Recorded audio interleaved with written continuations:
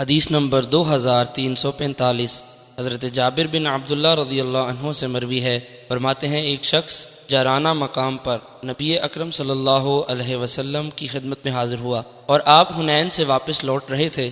حضرت بلال رضی اللہ عنہ کے کپڑے میں چاندی تھی اور رسول اکرم صلی اللہ علیہ وسلم اس میں سے لے کر لوگوں کو عطا فرما رہے تھے، تو اس نے کہا اے محمد صلی اللہ علیہ وسلم انصاف کیجئے۔ آپ نے فرمایا تمہارے لیے ہلاکت ہو، اگر میں انصاف نہیں کروں گا تو کون انصاف کرے گا؟ اگر میں عدل نہ کرتا تو نامراد ہوتا اور خسارہ پاتا۔ حضرت عمر فاروق رضی اللہ عنہ نے عرض کیا یا رسول اللہ صلی اللہ علیہ وسلم مجھے اجازت دیجئے کہ میں اس منافق کو قتل کر دوں۔ نبی اکرم صلی اللہ علیہ وسلم نے فرمایا معاذ اللہ، لوگ باتیں کریں گے کہ میں اپنے ساتھیوں کو قتل کرتا ہوں۔ یہ شخص اور اس کے ساتھی قرآن پاک پڑھتے ہیں لیکن وہ ان کے گلوں سے نیچے نہیں اترتا۔ یہ لوگ قرآن اس طرح نکل جائیں گے جس طرح تیر نشانے سے نکل جاتا ہے۔